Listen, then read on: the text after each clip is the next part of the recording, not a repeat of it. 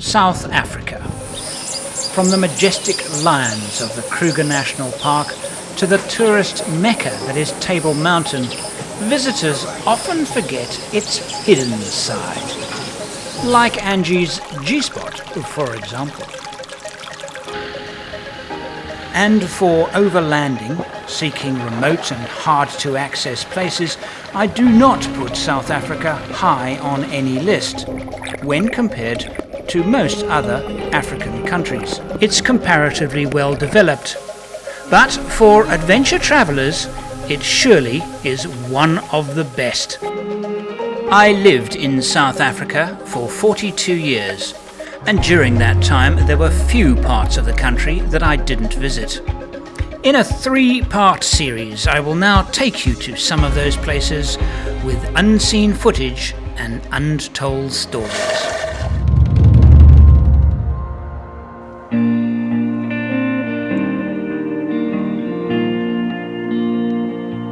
There are a few things that I enjoy more than being out on the open road.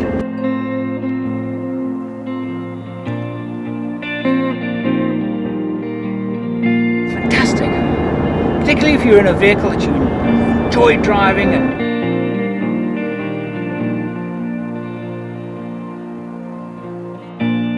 It's a perfect day for the road. Blue sky will take us home. We'll take it easy, we'll take it slow. It's a good day for the road. And time goes so fast. You're with the ones you love, but I won't worry today. Even if time flies away.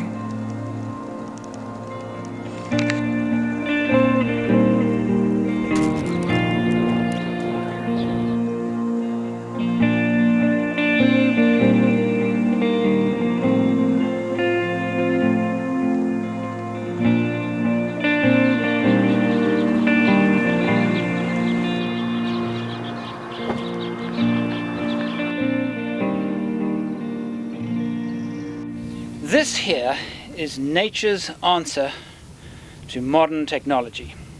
This is nature's iPod. It's a pod. I have a broken one here, and inside the seeds, these dark emony seeds, are used as eyes in sculpture done by the Tswana people. So iPod. In fact, I'll now show you podcast. In my search for South Africa's loneliest road, I've taken a road north of Cape Town for 3 hours and now heading inland, eastward, northeastwards to be precise. I'm climbing up the Van Rhyns Pass, a long and lonely tar pass, to what I believe will be one of South Africa's most remote areas. On the R27. Calvinia is that way, west-southwest. North of me, about 50 kilometers, is Brandtvlei.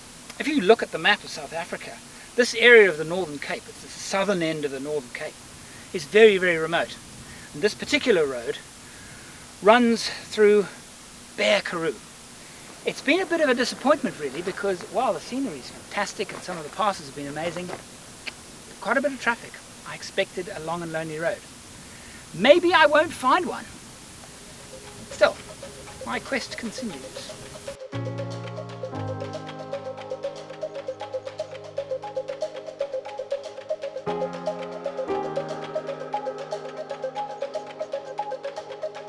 As a rule, wild camping in South Africa is unsafe.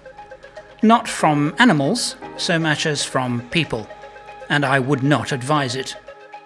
The Northern Cape is one possible exception, and I have gone to great pains to find a place well away from the road, in a spot where it's very unlikely that I will be seen. There are few places in South Africa where the geology changes over such a short distance and is so noticeable as here in the Northern Cape. Bruntvlei that way, about 60 kilometers south, Kenhardt that way, about 50 kilometers north. Bruntvlei is unmistakable Karoo. Scrubland, it's unmistakable. But soon after, as you travel north, you start seeing the grass starts changing its color, the sand starts changing, it starts becoming, it looks like Kalahari. But now here, in between, I find this. That is unmistakably Namibia savanna. The rocks, even the plants. It's extraordinary, because in front of us is the Kalahari.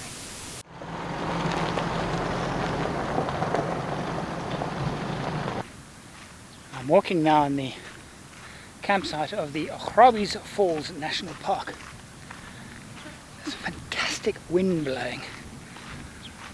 I say fantastic because when I arrived here 2 hours ago it was 44 degrees. Unbelievably hot, incredibly unpleasant. Said a short prayer for rain and look at it.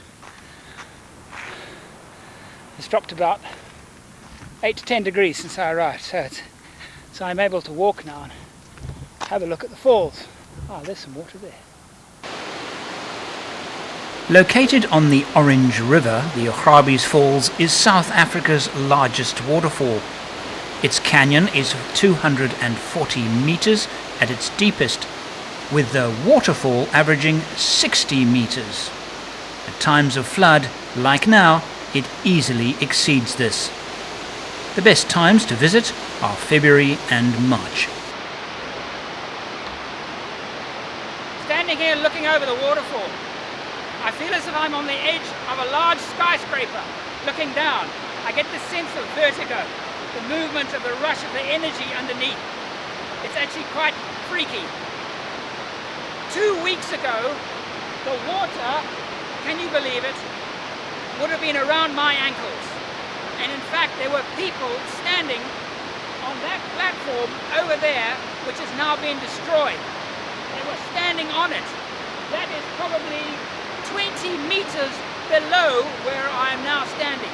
Now, if I look around me, I can see the water has started ripping up this as well.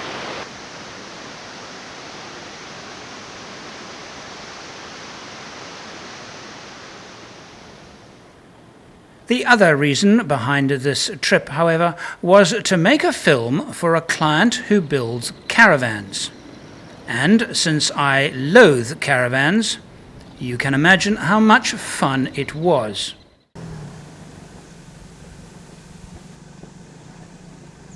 We have some of our own equipment. We have our own little CNC machine that does all the CNC routing of the furniture. I find myself this morning in slightly unfamiliar surroundings. I'm in a very, very busy campsite. We arrived last night at Tuirafir in the southern end of the Kalahari Frontier Park. And it's a packed campsite, even though it's out of school holidays. It's absolutely packed. So I was a bit disappointed when I arrived. But the reason why I'm here is to test some new caravans. Yes, that's another thing I'm doing that is not that familiar to me. I'm caravanning. Well, I am trying to be sincere.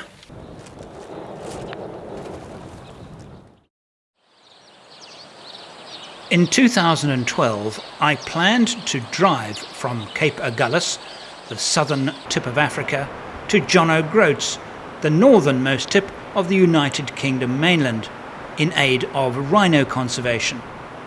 I was going to do the trip with my good mate Paul Marsh, but at the last hour the backers pulled out, and we never did the trip. But we did film on day one. This is Cape Agulhas Lighthouse. I am standing less than 100 meters from the southernmost tip of Africa. So in fact now if I look this way, I have the entire continent of Africa spread out before me. And that's where I'm going. My plan is to drive from this point to the northernmost tip of Great Britain. It's a place called John O'Groats. It'll take me 6 months. So I set my compass north and I go. Amazing. Amazing. After how many years? Actually going. Actually going.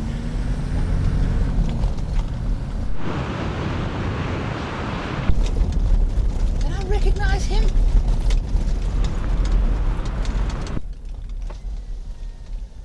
Hey! Where are you going? Hey, Scotland. Scotland? Yeah. Oh, really? And whereabouts in Scotland? John O'Groats. John O'Groats, eh? Now, sorry, I'm just going to the shops. There's going to be another vehicle. But that was a really well-kitted vehicle. Likely story, John O'Groats. Oh dear. Stupid person. Actually, he could be useful. He could make me my dinner.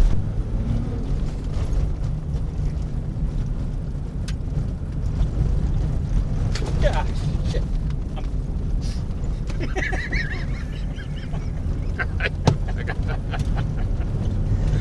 Oh my God. Going to be fun.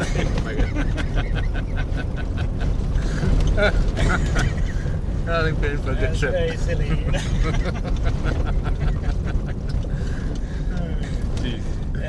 Just to confirm, you are going to John O'Groats. Do you know the way? I haven't a clue. I was hoping you two would. Oh, really? I'm useless. I can't read a map. I always have a navigator. Sounds like we'll get on perfectly. Good. We'll get lost and we'll find our way. Between 2009 and 2013, I owned this little beauty, a Zimango motor glider. I made several cross-country and hundreds of soaring flights. I've held a lifelong passion for flying, and my goal is to do similar in Australia.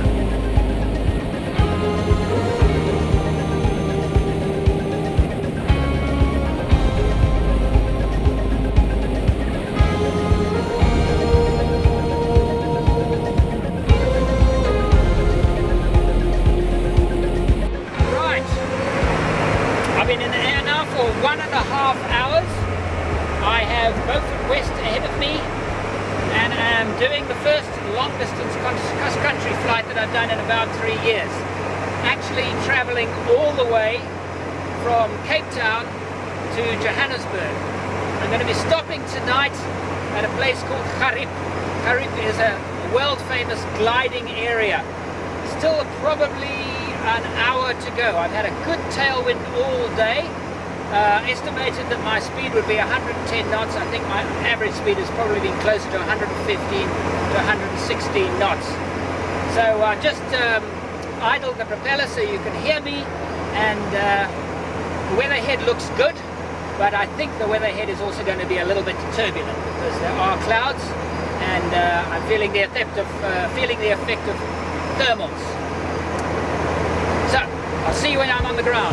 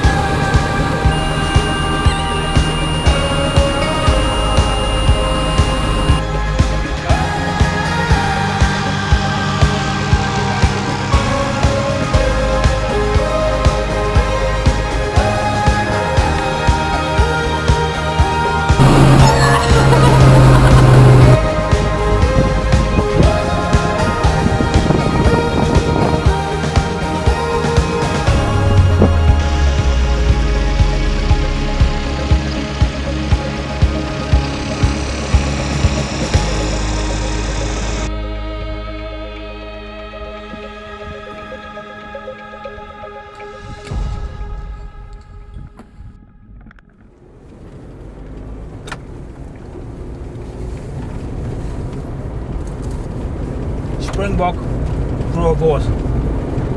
Now that I live in England, I really had to take advantage of this, and this is so good. Not too fatty. We've travelled further east now and are in the beautiful clean Karoo.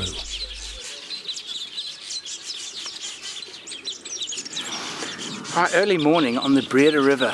This particular river is one of the major inland waterways of the Eastern Cape. Tidal, we're about 25 kilometres upstream.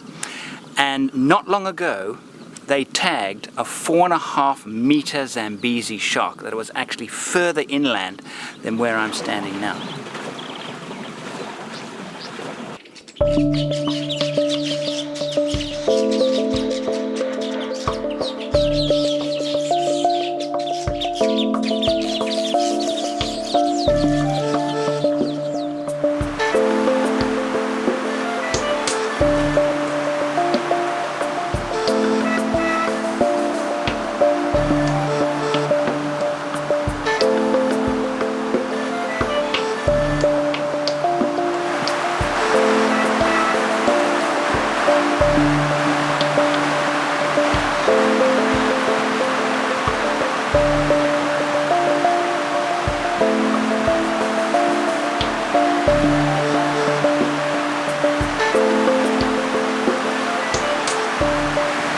Amazing light.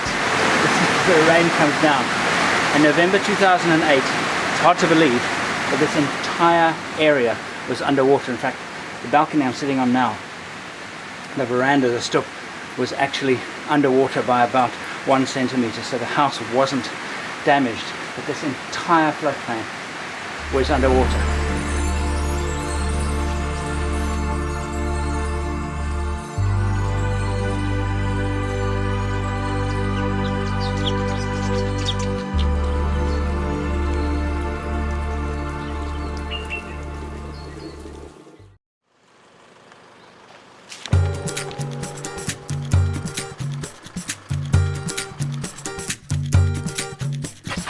Apparently this is one of only 3 working ponds in all of southern Africa. The other one is Kaimouth, not actually very far from here, and the other one at Sendlingsdrift from the Northern Cape into Namibia. Andrew, I found Zuma's heart. Come look here. With a razor wire. That's Steve Searle. He's here to lend a hand and to make jokes.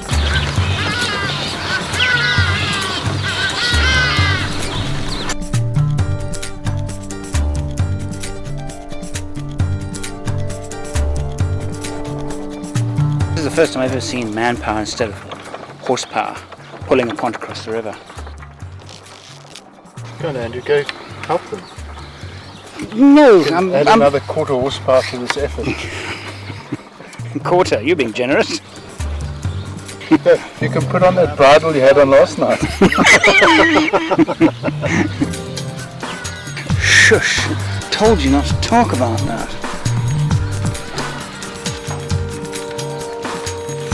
Thank you. Okay. Have a good day. Enjoy your trip. Okay, bye-bye.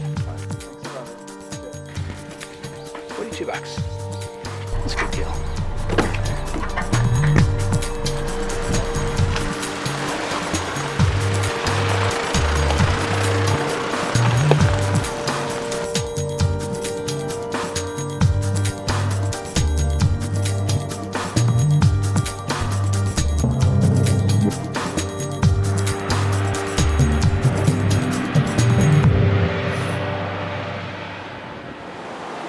In this part of the Western Cape, there are several spectacular mountain passes. This is the Trudeau Pass and links the town of Barrydale with the coast. The Khoisan people first discovered the route, Trudeau meaning the way of the woman. Not sure how that connects with a very twisty, winding and unforgiving pass. It's one of 13 passes in the Southern Cape, built by master road engineer Thomas Baines before the 20th century. It was built largely by convict labourers, opening in 1873. It was tarred in 1973. You can see Pistorius was here, Oscar. Oscar's left his mark, and it's actually quite interesting. There are 4 holes here, the same as the toilet door. It's a trademark figure.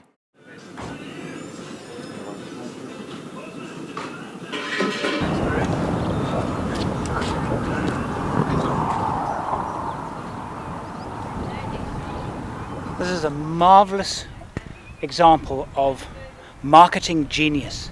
This is Ronnie's shop. It was just Ronnie's shop, and people popped in and, you know, bought a Coke and some packet of chips.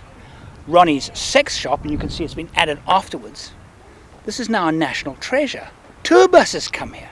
People come from all over the country just because they've added that 3-letter word. It's crazy. Ronnie here. Started as a joke. It was two of Ronnie's friends that added the sex. You know, that's how the whole thing just took place. So they just got and put sex in the Ronnie's sex shop. He must have had a reputation to... No. When it started, no. It really was, everything was innocent. It was two of his friends as a joke. They went and they added the sex on the wall. Stayed like that broken building for 7 years. That's where it got its name. You know, everywhere was articles regarding the so-called sex shop in the middle of nowhere. Yeah. And then 7 years went by. His friends came back, looked at him and said, "Hey man, I know you've been slow, but come on." So I said, well, there was nothing in the area. He said, well, open a bar. If it works, fine. If it doesn't work, open a bar on the farm. 16 years later, we're still here. Sure. Amazing. Watch on TV, you know, you sit like a layback. Yeah. Just sit there and you start looking at the wall and you start reading. Yeah. You start seeing a lot more than what's actually there. Yeah. Everything is crazy. I mean, you must have seen some really weird stuff going on. The bikers come here. Lots of, no, I've had from the Oppenheimers right to those who crawl out under the rocks. No, really, all of them. Yeah, I'd like a full brandy and coke now. I mean, what is the most popular thing you sell here, drink-wise? Brandy and coke. And like most places where brandy and coke is popular, there are tyre marks on the tarmac. And so we say goodbye to the two Ronnies and head further east. Right, here we are on, what day is it? Wednesday. It's Wednesday at Leroux's B&B in Oudtshoorn. Very good, very comfortable, very nice, and very wet. Pouring the whole night. Pouring. And today we're supposed to be going to the farm today. We had a bit of thunder this morning, didn't we? Did you hear it? Oh, I didn't hear it. As you came out the shower. I thought that was you coming out of the shower. Very funny. We're going to eat breakfast. Oh, what a very nice breakfast that is. Now it's off to the local Isuzu dealer, where I've organised to meet Wessel, a local farmer. And we're going to spend the morning on his farm. I'm not sure doing what. I suppose we'll see. Andrew. Nice to meet you. Yeah, pleased to meet you too. I'm with GM, General Motors, since I started farming, and that's about 33 years. Yeah. But I'm a moe farmer. Okay. I produce moe. Right. I'm not a goat farmer. Moe grows on goats, Yes. but I produce moe. I produce the hair. Oh, so not a goat farmer. It's splitting hairs, isn't it? It should be a fun day if the rain just holds up, but I think it will. I just have it'll give us some gaps.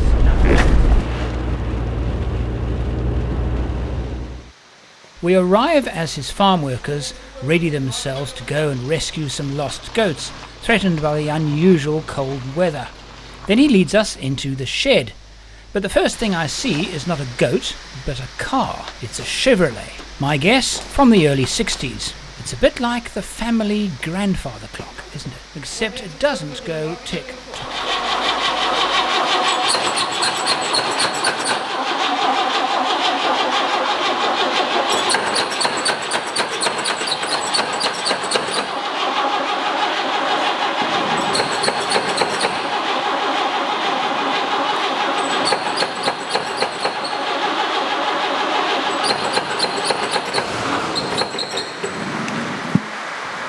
Been a long time that we don't run it, so the petrol went down and then you still had to pump it up. I've got a... What year is it now? Tell me just a little bit about it. Yeah, this car was bought by my dad's brother in 58, 57 actually. It's a 57 model and I've got it in 79. At that stage this car's got 30,000 miles on it. It's now 30, 40 years later. And I think it's got 60,000 miles on now. Genuine miles.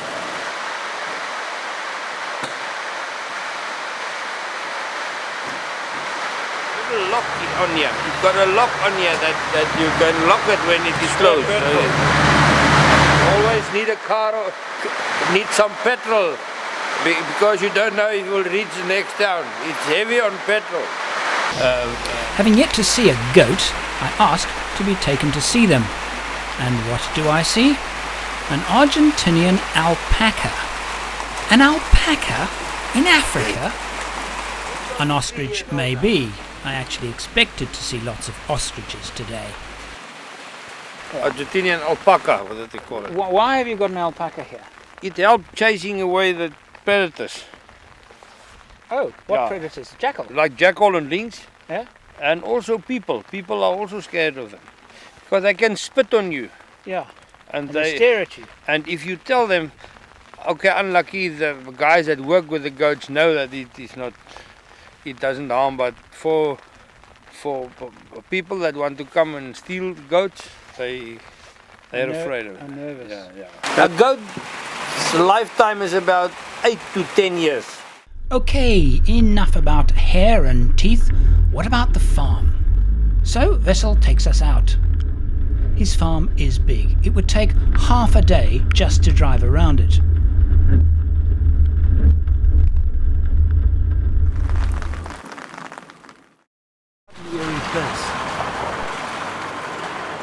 I'm in the eastern part of the Western Cape, on my way to Natal. My travelling companion is Steve Searle, well-known cameraman and joke teller. So many of these mountain passes built in the 19th century were in fact built by convict labour. And the fact that it's wet and cold is nice. It's just it's brilliant. To me, this is what four-wheel drive is actually all about. It's the fact that you can take a drive like this on a road like this and not worry, just be able to go. To me, it's the difference between owning a four-wheel drive and a two-wheel drive, actually. It's that I'm not worried about that the road's going to get really, really difficult and really, really sticky. Whereas I think if I was on a two-wheel drive, I might have this slight apprehension that it was going to get too bad and I might have to turn back.